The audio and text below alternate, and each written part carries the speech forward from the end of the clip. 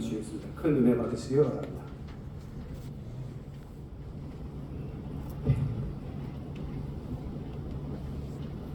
할렐루야.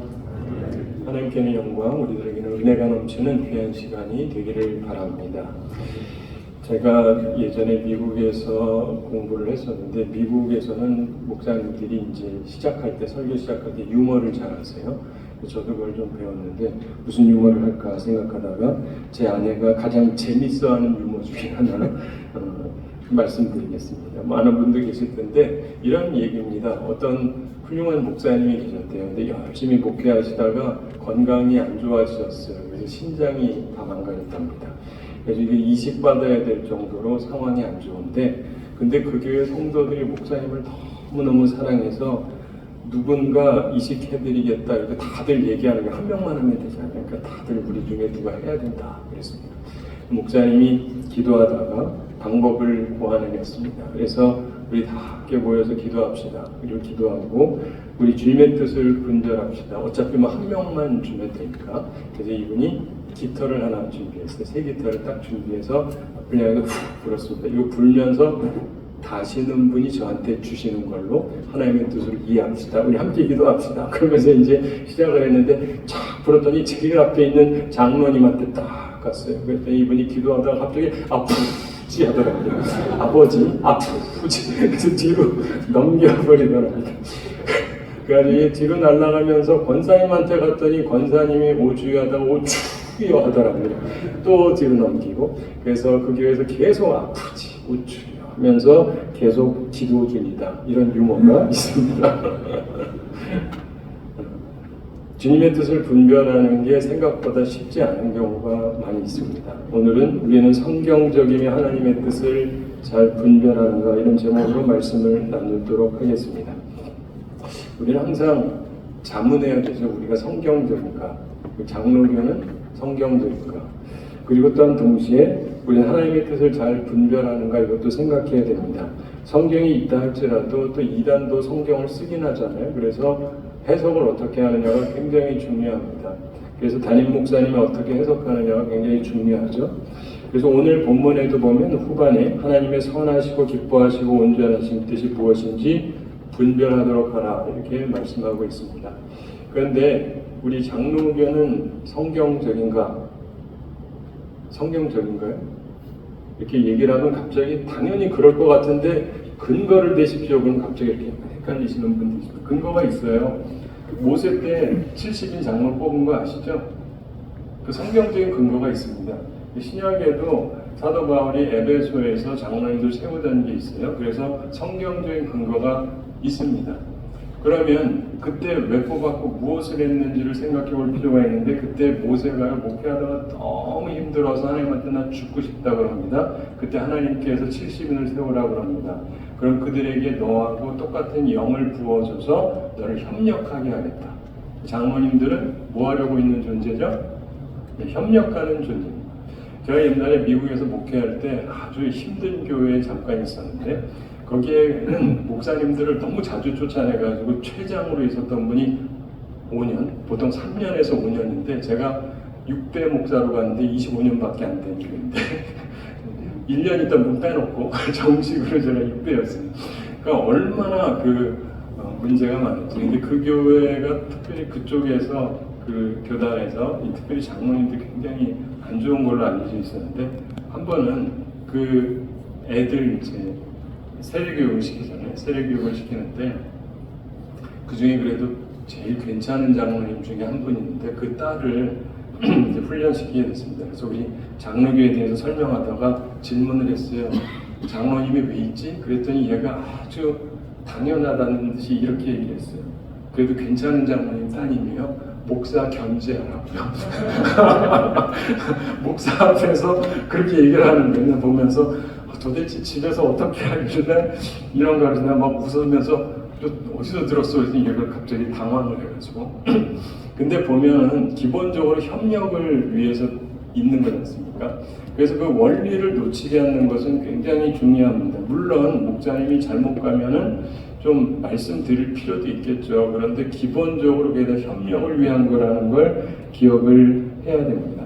특별히 이 로마서 12장 보면 이제 예수님 믿고 구원받은 사람들이 어떻게 살아야 되는가를 말씀을 하는 부분입니다. 그러면서 이신칭의 실제적인 적용에 대한 말씀이 시작이 되는데, 우선 의롭다 하심을 입은 성도가 하나님에 대해서 취해야 될 태도를 1절과 2절에서 얘기합니다. 1절에서 하나님은 영이시고 우리는 영적인 예배, 영적인 섬김을 드려야 된다, 이런 말씀을 합니다. 그러면서 이제 보면 2절의 말씀을 주는데, 이 말씀에서 우리가 한 3가지 정도 생각해 볼 게 있습니다.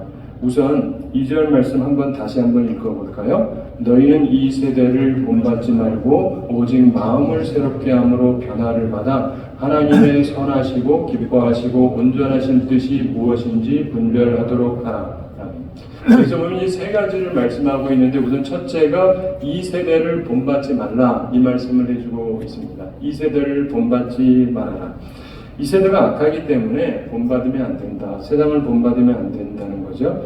믿는 사람들은 믿지 않는 사람하고 달라야 되는데, 여기서 본받는다라고 하는 것은 스케마라고 해서 외형을 뜻하고 있습니다. 다시 말해서 외적인 일치도 갖지 말라는 거예요. 내적인 거에 당연히 달라야 되지만 외적으로도 그들하고 일치되려고 하지 말아라. 이게 성경 말씀입니다. 요한일서 2장 15절에 보면 이 세상이나 세상에 있는 것들을 사랑치 말라. 누구든지 세상을 사랑하면 아버지의 사랑이 그 속에 있지 아니하니, 이렇게 말씀하죠. 우리가 살아가면서 무엇에 마음을 두느냐 굉장히 중요합니다. 요즘에 특별히 우리는 좀 너무 세속화되는 게 아닌가, 이런 생각을 합니다. 물론 어떤 부분은 받아들일 수 있는 것도 있겠지만 세속화되는 건 좀 우려스럽죠. 요즘에 우리가 AI 문제 이런 것도 각 노회나 총회나 이런 데도 많이 얘기를 하게 되는데, 거기에도 장점도 있지만 우려스러운 부분도 있는 것을 우리가 기억을 해야 됩니다. 우리는 특별히 목회자들은 책도 열심히 읽고 연구도 하고 그래야 되는데, 그런데 남의 것을 내 것처럼 쓰면 안 되죠. 그거는 지적인 도둑질이라 그래서 땅 목사님 설교를 그대로 갖다가 쓰면은 안 되는 거 다 아시지 않습니까? 그래서 저는 미국에 있을 때 항상 들은 게 뭐냐면, 카피하지 말고 당신만의 설교를 해라, 이런 얘기를 들었는데, 한국에서는 자주 듣는 게 모든 창조는 카피부터 시작한다, 일단 베껴라, 이런 얘기들을 많이들 하세요. 그래서 간혹 가다 보면 전도사님 설교를 시키는데 너무 잘해요. 전도사의 설교가 아니에요. 훌륭한 목사님 걸 베낀 것 같아요. 근데 잘 생각해 보세요. 이 문제가 뭐냐면, 베끼기 시작하면 항상 베끼게 돼요. 그래서 내 거를 할 수가 없습니다. 못하더라도 내 거를 해야 이게 발전해가지고 나의 설교를 할 수가 있거든요. 그래서 많은 분들이 자꾸 베껴라 그러는데, 본래 그러면 이제는 세상에서도 그러면 안 된다고 그러거든요. 그러니까 우리가 그냥 좀 쉽게 가려고 하는 게 아니고, 진짜 하나님 앞에서 내가 깨닫고 내가 찾아내고 이러는 노력이 우리 가운데 꼭 필요합니다. 그래서 목사님들이나 장로님들이나 그렇게 해야 되고, 특별히 목사님들이 그럴 수 있도록 장로님들도 많이 협력을 해주셔야 되죠. 말씀 연구에 몰두할 수 있도록 좀 시간이나 이런 것들을 많이 드리는 게 굉장히 필요합니다. 두 번째로 우리가 기억해야 되는 게, 마음을 새롭게 함으로 변화받아야 된다, 이 말씀을 하고 있죠. 오직 마음을 새롭게 함으로 변화를 받아, 이렇게 말씀하는데, 여기서 보면은 이 새롭다라고 하는 것이 그 헬라 사람들에게는 네오스랑 카이노스가 있는데, 네오스는 시간상의 새로움이죠. 어제와 오늘이 새로운 날이죠. 그렇지만 카이노스라고 하는 건 성격, 성질 면에서 그런 것인데, 본문에 쓰여진 것은 아나카이노스라고 해서 성격상 새롭게 되는 것을 이야기합니다. 단순히 어제와 오늘이 다른 그런 의미가 아니라 성격적으로 변화가 생겨야 되는데, 저는 이걸 보면서도 무슨 생각을 하냐면요, 우리는 옛날 그대로 있는 사람은 하나도 없습니다. 근데 둘 중에 하나가 돼요. 좋은 의미의 변화가 되든지 나쁜 의미의 변질이 되든지. 그거는 목사님, 장로님들도 다 똑같습니다. 처음에는 순수한 마음으로 시작을 했는데, 시간이 지나면서 점점 변질되는 분이 있고, 시간이 지나면 지날수록 점점 자신을 온전히 하려고 해서 변화되는 분도 있습니다. 우리에게 이것은 굉장히 중요한 부분입니다. 특별히 여기 계시는 분들은 거의 다 나이도 드셨기 때문에, 나이가 들면요, 자기 스스로가 자기를 개조하려고 하는 노력이 반드시 필요합니다. 왜냐면 주변에서 누가 말해주는 분이 없거든요. 뭐 나이도 들었죠, 지위도 있죠. 누가 뭐라 그러겠습니까? 그래서 나 스스로가 돌이켜보고 가야 되는데 우리에게 이 부분은 굉장히 중요한 부분 중에 하나입니다. 그래서 내가 먼저 변화되어야 됩니다. 좋은 의미에서. 어제보다 오늘 좀 더 나아지고 오늘보다 내일이 좀 더 나아지고 그러려고 하는 변화를 위한 노력이 우리 가운데 꼭 필요한 것입니다. 그러면서 세 번째로 하나님의 선하시고 기뻐하시고 온전한 뜻을 분별하라 이렇게 말씀을 하죠. 결국은 어떤 면에서 이게 가장 중요한 것인데요. 하나님의 뜻을 분별한다. 여기서 하나님의 뜻을 얘기할 때 세 가지를 표현하고 있는데 선하시고 기뻐하시고 온전하신 뜻. 그래서 하나님의 뜻을 분별할 때 이게 하나님의 뜻일까를 생각할 때 이 세 가지를 생각하면 항상 도움이 됩니다. 첫째, 이게 선한 것이냐 아니면 나쁜 것이냐. 꽤 괜찮은데 근데 선하지 않아요. 그럼 하나님의 뜻일 확률이 거의 없습니다. 그러니까 우리는 선한 것을 찾아야 됩니다. 선한 것을 추구하면 안 되고요. 두 번째로 기뻐하시고를 말씀하는데 이것은 acceptable 한다는 뜻이거든요. 그러니까 하나님께 제물이 드려질 때 하나님이 받으실 만한 제물이 있고 그렇지 않은 게 있잖아요. 그러니까 하나님이 기뻐하실 만한, 내가 이렇게 결정을 하면 하나님이 기뻐하실까? 이것을 우리가 한 번쯤은 생각을 해봐야 됩니다. 나름대로 선해요. 나름대로 누가 봐도 나쁜 건 아닌데 하나님이 보시기에도 받을 만하냐? 그건 그렇지 않죠. 구약적 관념으로 얘기하자면 우리나라 사람들 돼지고기 좋아하니까 돼지를 한 10마리 잡아가지고 하나님께 드리면 구약적 관념으로는 합당한 게 아니잖아요. 구약적 관념으로는. 그런 것처럼 우리들의 삶 속에서 하나님께서 기뻐하실 만한 것인가도 우리가 생각을 해봐야 되고 세 번째로 온전한 이런 말씀인데 이게 perfect라는 뜻이거든요. 완벽하다라는 뜻입니다. 그래서 사실 그런 거 찾기가 굉장히 어렵습니다. 결코 쉽지는 않습니다. 분명히 선하고 하나님이 받으실 만하고 게다가 완벽하다. 저도 고민하다가 이제 어느 순간 딱 찾으면요 완벽하다라고 느낄 때가 있어요. 진짜 이거구나. 그러면 후회가 없습니다. 왜냐면 하나님의 뜻이 확연하니까. 근데 사실 우리는 많은 경우 고민을 하는 게 솔직히 말해서 완벽하지 않으니까요. 이럴까 저럴까 하는데 이것도 문제가 있고 저것도 문제가 있고 그래서 하나님의 뜻 분별하는 게 쉽지가 않습니다. 여기서 분별한다는 게 도키마조라고 해서 광석에서 광물이 얼마 들어있는지 실험할 때 쓰는 표현입니다. 그래서 광석을 깨고 불에 넣고 그러면서 금이라든가 은이라든가 이렇게 뽑아내지 않습니까?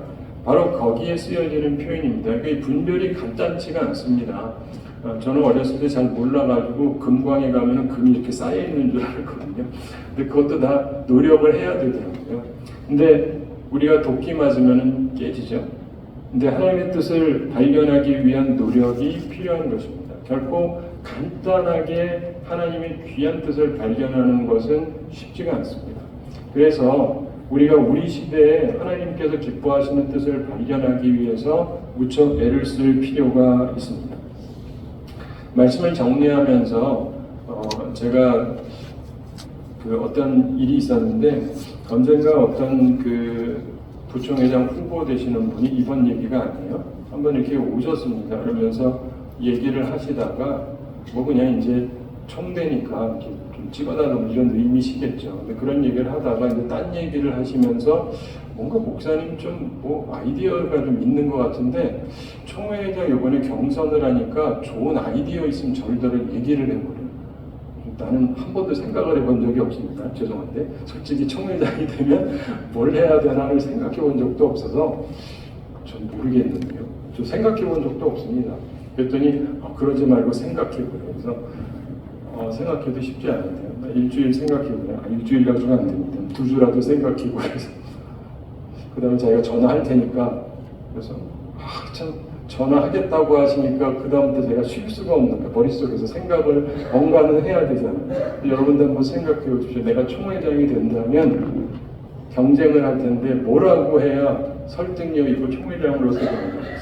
갑자기 생각을 하니까요. 생각보다 내가 한 번도 생각을 해본 적이 없구나.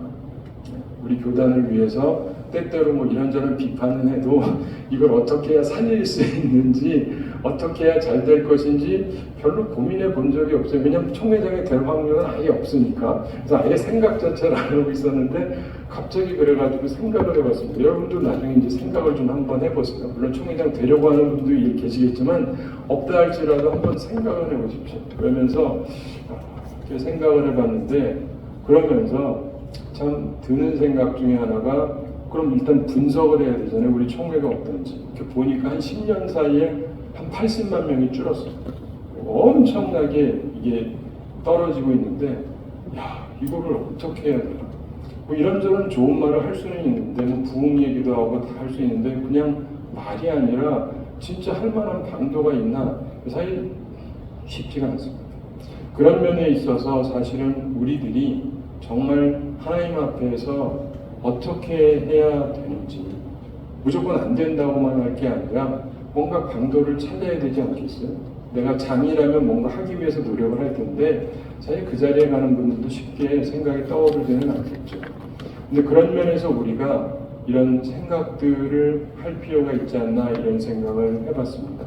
그러면서 제가 한 가지 전에 말씀드렸는지 모르겠는데, 제가 굉장히 좋아하는, 재밌어하는 내용 하나 말씀드리면서 오늘 말씀을 맺으려고 합니다.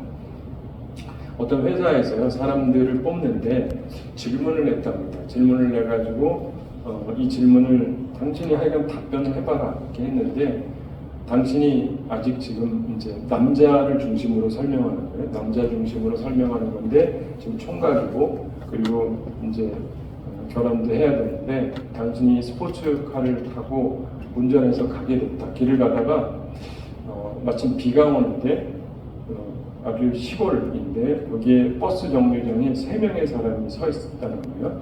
근데 보니까 한 사람은 자기가 옛날에 알던 어떤 의사 선생님인데 자기한테 생명의 은인이에요. 근데 내 옆에 자리 하나는 있는데 그분을 태울 거냐? 아니, 또 한 사람을 보니까 노인인데 너무 몸이 안 좋아. 당장에 병원을 가야 될 것 같은 사람이 하나 있고, 그 다음에 3번째 사람이 있는데 너무너무 예쁜 아가씨, 자기가 이상형 꿈꾸던 아가씨가 거기 딱 서 있는 거예요. 그러면서 당신은 셋 중에 누구를 태우겠느냐 라고 쓰고, 그 다음에 이유를 써라. 뭐 이유에 여러 가지가 나올 수가 있겠죠.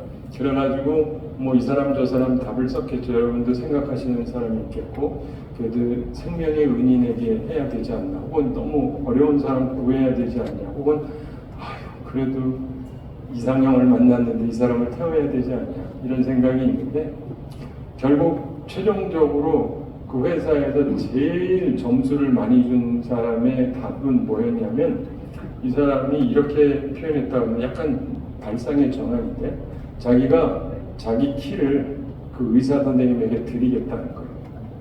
자기 차를 자기는 서서 그 의사 선생님이 이 몸이 안 좋은 노인을 데리고 병원에 갈 수 있도록 양보하겠다.